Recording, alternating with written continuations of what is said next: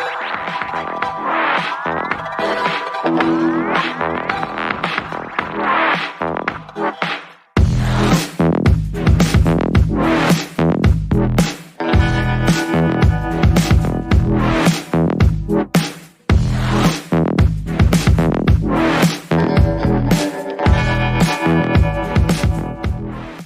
morning, Mr. Ambassador, if I could use that. Chargé d'affaires. Good morning. Chargé d'affaires, okay. Yes, good morning. Thank you for having us, and I don't know if sympathize would be the right words to use, but we feel the heat from Ukraine, and we are hoping that the war ends soon because, of course, we are all impacted. If not for anything, our grains are stuck somewhere in Ukraine, although there's been an agreement reached to send them, but if the war stops, we're sure more will come in now. We'll be better off than we are right now. So thank you once again for agreeing to do this interview, and let's start on a lighter note. How long have you been in Nigeria for? Well, thank you for talking to me. Thank you for this interview. It's an honor for me. I have been in Nigeria for almost 3 years, working here at the embassy. Well, this interesting country.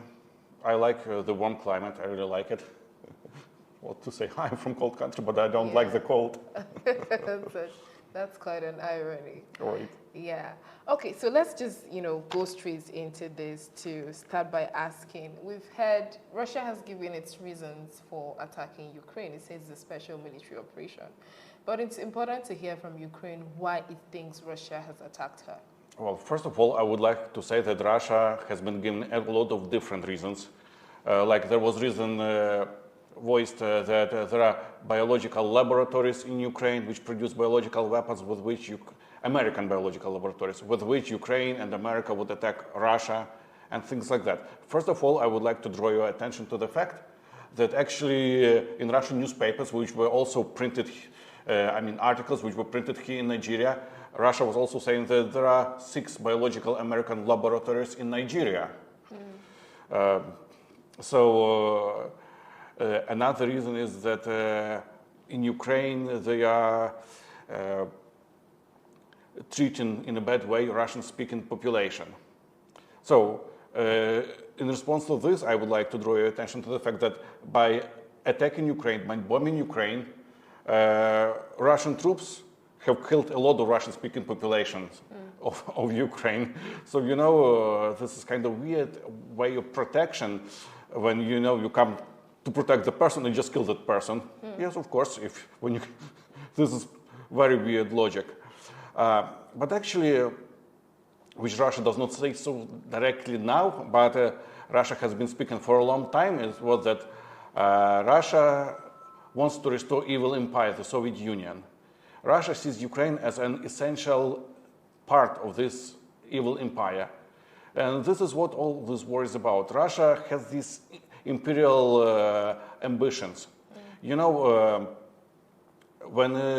in one of his speeches, I think to students of some Russian university, the leader, Putin, said that compared himself to the Russian Tsar Peter the Great, Russian king. And in his speech, Putin said that just in the same way as in the 18th century, when this king, Peter the Great, was leading wars against other countries by invading their territories and taking over their territories, and the entire world back then was saying that they would never acknowledge these territories as Russia. Today, these territories belong to Russia. So just the same way, Putin said that the world would accept invasion of Ukraine. Today, they say that they do not acknowledge this, but in fact, sooner or later they will do this. So these are their true intentions. These are the intentions. The Russian leader has these ambitions to be called like a person who collects Russian lands, who increases the empire. This is all, in fact, it is about. Yeah, so this is why you think Russia has attacked Ukraine. Exactly, because Ukraine, back in 2014,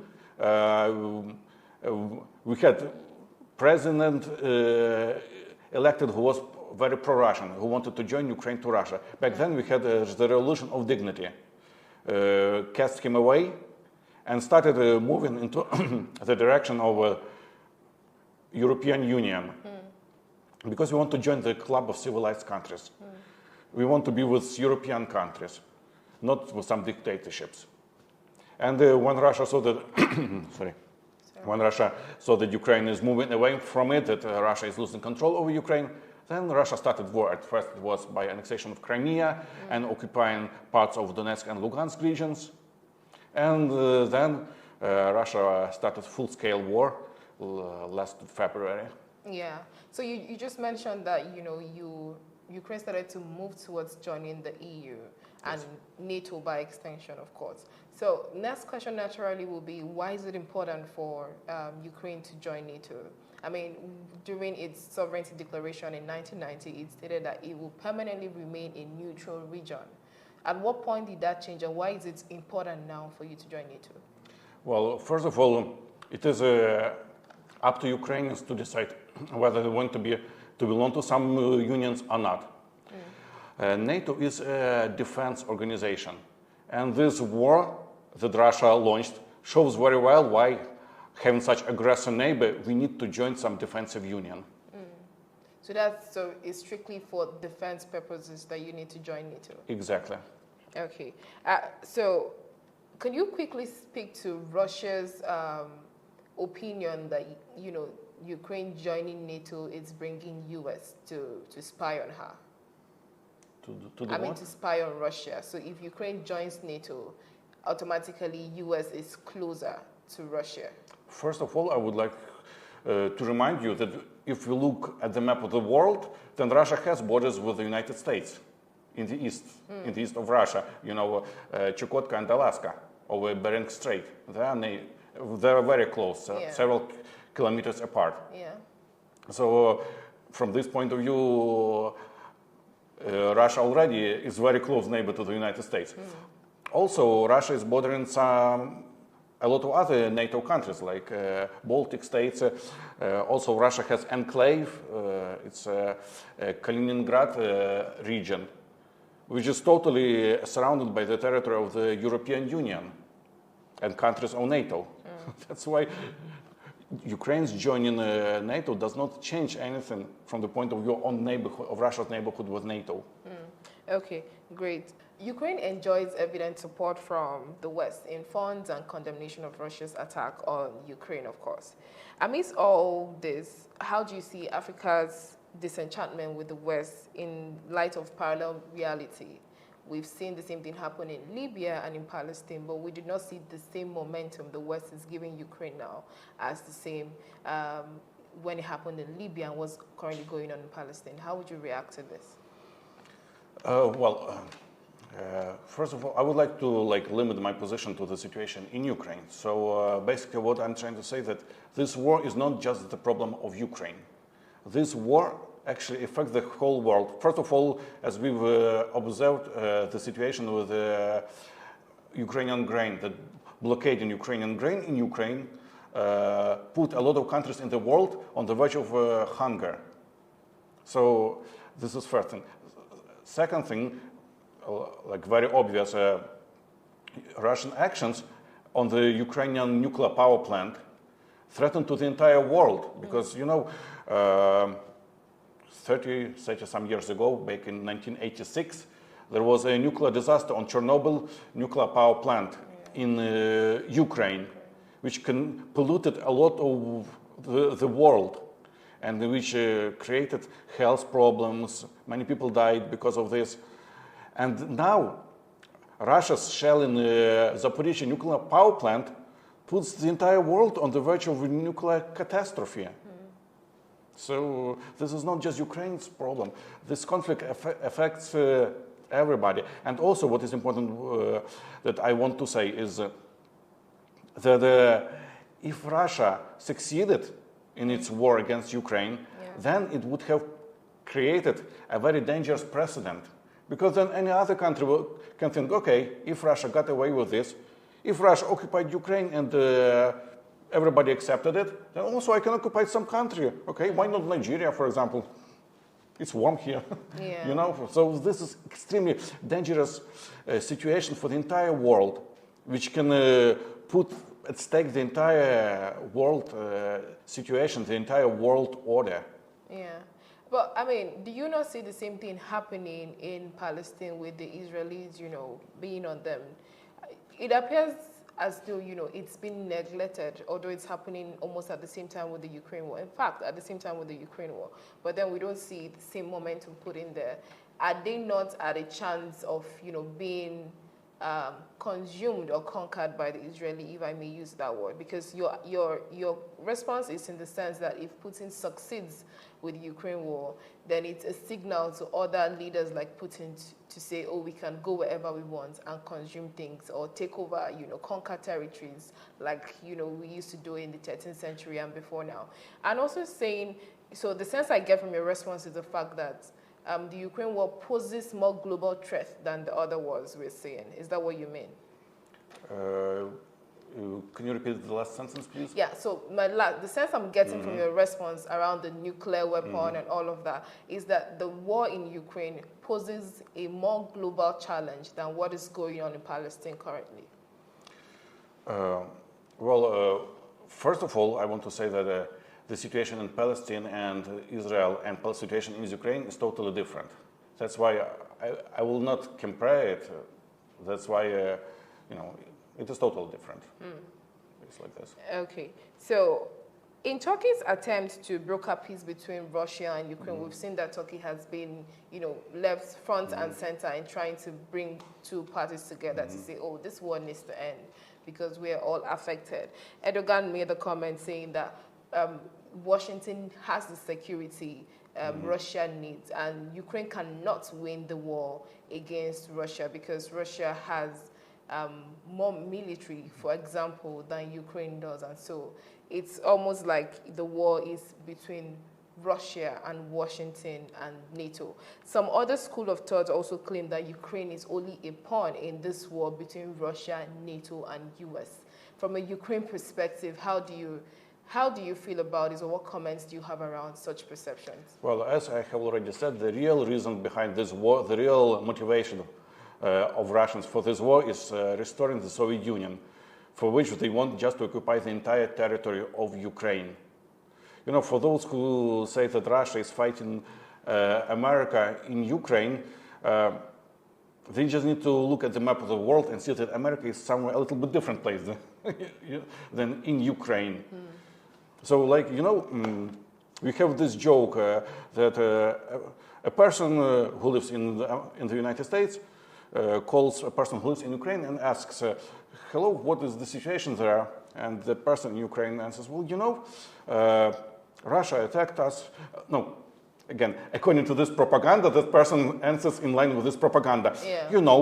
Russia is fighting NATO in Ukraine. So what is the result? Well, there are about 40,000 Russian soldiers killed. And what about NATO? You won't believe NATO has not come yet to the fight. So this is joke, this is allegory. But the idea is that all this propaganda, Russian propaganda, that they are fighting NATO is totally ridiculous. Russia attacked Ukraine only because it wants to occupy its territory. That's all. So all these theories are just, how to say, putting water on the mill of Russian propaganda. That's all. Okay, so in line with this allegory, because it's really like a huge thing, a lot of people say US and NATO keep supporting, sending money and funds to Ukraine, but do not have boots on ground in terms of military to support Ukraine's disadvantaged number of armies. And, even your President Zelensky at some point said, oh, NATO, we are on our own, NATO is not supporting us. I'm not quoting verbatim, but that's what he meant, right? When he went to NATO to say, oh, we're joining, and at some point he came back and said, oh, we're not joining NATO again, and came back. So how do you, as a Ukrainian, feel, oh, we're getting all the support, all the money and food, we need from those people, but we don't have boots on ground because the population of Ukraine compared to Russia, it's not really a good comparison. Russia is larger than you are, and so they have that advantage compared to you. So how do you feel as a Ukrainian when you think about such things? Well, of course, as you said, Ukraine, the territory of Ukraine is 28 times smaller than the territory of Russia. The Ukraine's population is about 5 times smaller than the population of Russia.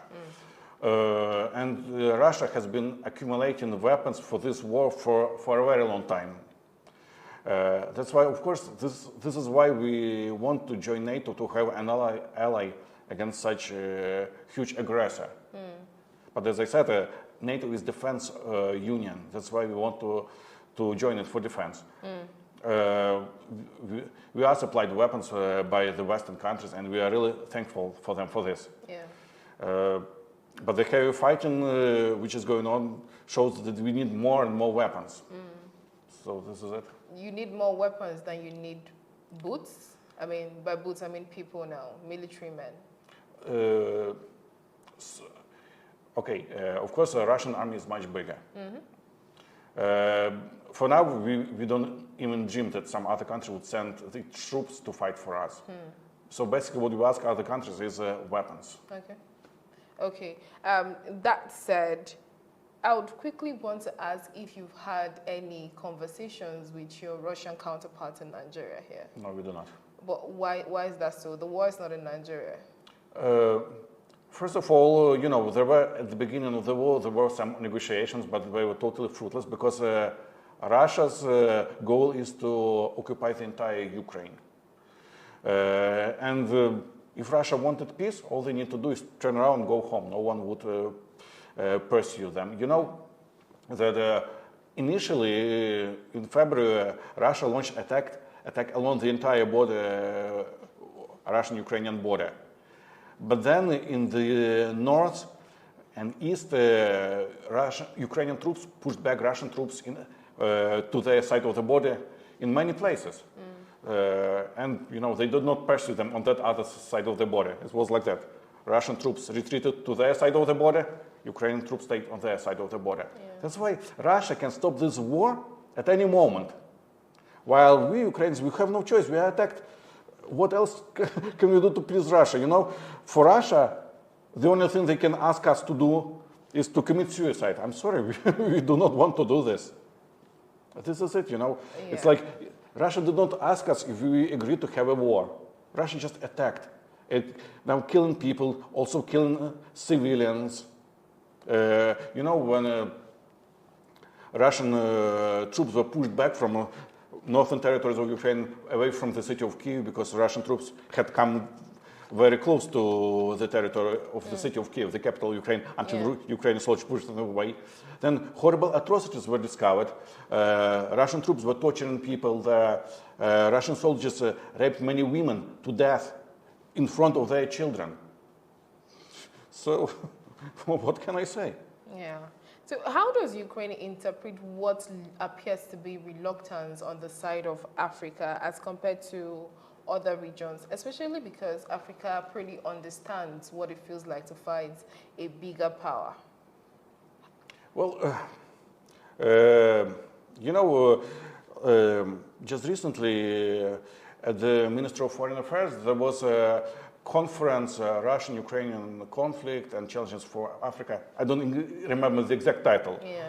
And there was a Nigerian Minister of State for International Relations who said that in international organizations we do not, we abstain for voting for many resolutions against Russia because we want peace and we believe that our neutrality promotes peace. So this is how, you know, how many African governments explain their position.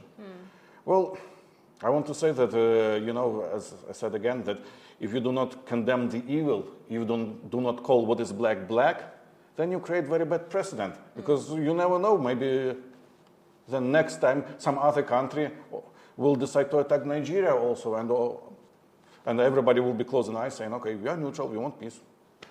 So so for you, the neutrality is not exactly a response because... I think that neutrality means condoning the evil. And directly condemning. Okay, so with that in mind, I mean, regardless of this lukewarm disposition of Africa, is there a future for Africa in Ukraine? Especially because, you know, there's a contest. There appears to be a contest on this continent, in this part of the world, from Russia to China to US to EU, for various reasons, including trade. Do you see a future for Ukraine and Africa, regardless of this disposition and the neutrality so far? Of course, I believe that the Ukrainian and African Nigerian relations have a big potential to develop because we have what to offer to each other a lot. Before the war started last year in 2021, the turnover in goods between Ukraine and Nigeria was about $200 million. And I believe that this number could have been growing. Yeah. And Ukraine has a lot of what to offer to Nigeria, and Nigeria has a lot what to offer to Ukraine. So I believe that in the future, after this war is over, we'll be able to continue mutually beneficial cooperation. Okay, so let's make this specific and bring it down to Nigeria. Of course. How would you rate Nigeria's stance so far, her responses to the war, especially, putting into context the UN General Assembly voting and all of that? And also, what would you like to see done differently in terms of response from Nigeria and countries like her? Well, first of all, of course, this is voting against Russia at the United Nations for all these resolutions. Stopping any cooperation with Russia. Just the world should boycott Russia to show that they disapprove Russia's aggression against Ukraine. So you would expect that Nigeria boycotts Russia at this point? Okay. Do you think that would be an easy, move to make? Especially because Nigeria is non-aligned. So. Yes. Well, nothing in this life is easy. But as I said, this war is creating a very dangerous precedent. And if Russia got away with this in Ukraine, then who can be the next victim? To whom? Maybe not to Russia, but then Nigeria can be victim. Maybe not to Russia, but as president to some other country. Okay, talk to me about the grain in Ukraine. There was a blockade before now, but the UN and other parties have been able to broker some form of, yes, treaty agreement, yes, for it to continue moving. But in the general context, how is this affecting the economy of Ukraine? Of course, we know there's an effect on the economy, but do you think the treaty is sustainable enough to hold out? Well, I think it was famous a person, Otto von Bismarck, who said that the treaty concluded with Russia is not worth the paper it's written on. This is why, for now, the grain is being transported out of Ukrainian ports safely, which is good, because it helps to prevent world hunger. Yeah. But what will happen tomorrow? We cannot be sure that it will not stop tomorrow. Yeah. So, do you have any fears that probably the blockade might happen again? I think it is possible. I don't know. Okay. Just what I want to say that before February 24, 2022. Nobody in Ukraine believed that Russia would launch a large-scale war, even despite the fact that we have already had so-called hybrid war with Russia before then, in Donetsk, Luhansk, and the Crimea was occupied. Still, nobody could have believed that Russia would launch full-scale war. Even Western leaders were warning us. American president was announcing that the war would start on 16 February. But nobody could believe because this idea of the war seemed so ridiculous. I mean, this war is bad not only for Ukrainians, actually it's also bad for Russian population. I mean, take average Russian man who is drafted into Russian army, sent to fight in Ukraine, where he has a lot of chances to be killed or be maimed. And even if he comes back home safe and sound, he will not get anything from this fighting in this war, except for, dirty conscience, that he was killing innocent people. So, it's apparently, there are a lot of ties between Ukraine and Russia. In eastern Ukraine, you have people speaking Russia. Am I correct? In eastern Ukraine, right? Yes, a lot of people speak Russian, yes. Yeah. So, there's that tie, the culture, your history. And I think Ukraine used to be the think tank of the Soviet Union then, of Russia, when you were still together. So it begs answers to the question, with all of these realities, how long would it take for Ukraine to totally wean itself of Russia? I mean, Ukraine is an independent country, and congratulations to you. Last week, you celebrated your 31st independence in war. And this is not the first time a war with Russia is happening. We've seen like several, of course, most recent will be 2014, right? And we've seen it, happen consistently. At what point do you think Ukraine will be able to stand as an independent country that it is, without interference from whatever party, be it Russia, NATO, or US, and stand as a country? I want to say that this process is going on right now. First of all, as to the language, it's true that a lot of people in the eastern Ukraine were speaking Russian. But now a lot of people who were Russian speakers, whom I know personally, switched to Ukrainian. They don't want to speak the language of the aggressor anymore. Actually, this Russia's war did very much to push Ukraine away and Ukraine away from Russia. Actually, it was very effective anti-Russian move by Russians. Because now people understand that Russia only brings death and destruction. Yeah. People want to be members of civilized countries, to be members of European Union, to be members of European family of countries.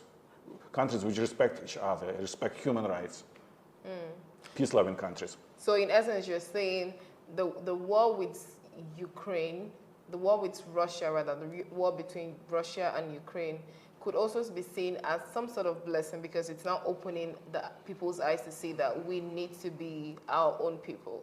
Well, there is this English proverb that every cloud has a silver lining. So I think this is the situation. But of course, given the amount of people's sufferings, how many people are dying, losing their loved ones, of course, I cannot use the word blessing in this case. Yeah, but could we use silver lining then? Yeah, we could use this proverb, I think.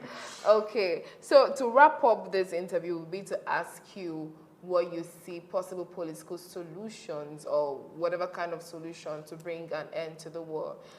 Aside people being displaced, there are people dying all over. There's hunger all over the world, especially also in Ukraine, because people would lose their families. People are separated from their families. They don't know where they are. So you were here in Nigeria enjoying relative peace, although, of course, you have friends or probably family who had to run for their lives in Ukraine. But you are here and you have a sense of peace. You understand what peace feels like, or not having to run away or having bombs thrown at you. Exactly. So what would you propose as possible solutions to end the war? Well, the only solution that I see is that for the war to end, Russia needs to go home and live peaceful. Russian soldiers should turn away, go back on their side of the border, and live peacefully and happily ever after. So this is the only possible solution, because what kind of peace can you speak about if Russia wants to keep fighting and killing? All this Russia speaks about truce, were just tricks by Russia so they could accumulate more soldiers to kill us more effectively. Unfortunately, I think the Russian people also need to understand that, because all the government of any country is held by people, actually. The Russian people should understand that this war does not do anything good to them. They should refuse to go to fight, kill innocent people. So that's one way for the war to end. So again, I want to bring back the question I asked about your Nigerian counterparts, your Russian counterparts in Nigeria here. Do you think, you both could have some form of conversation that could reflect on what's going on in Europe? Well, to tell the truth, I don't see how it would help the situation. It's like this. And so you do not want to engage at all? No. Okay. Thank you very much for doing this interview with us. Thank you. And we hope to see an end to the war soon. Thank you. But until then, our prayers are with Ukraine and everyone who is affected by the war. Hope to see an end soon. Thank you.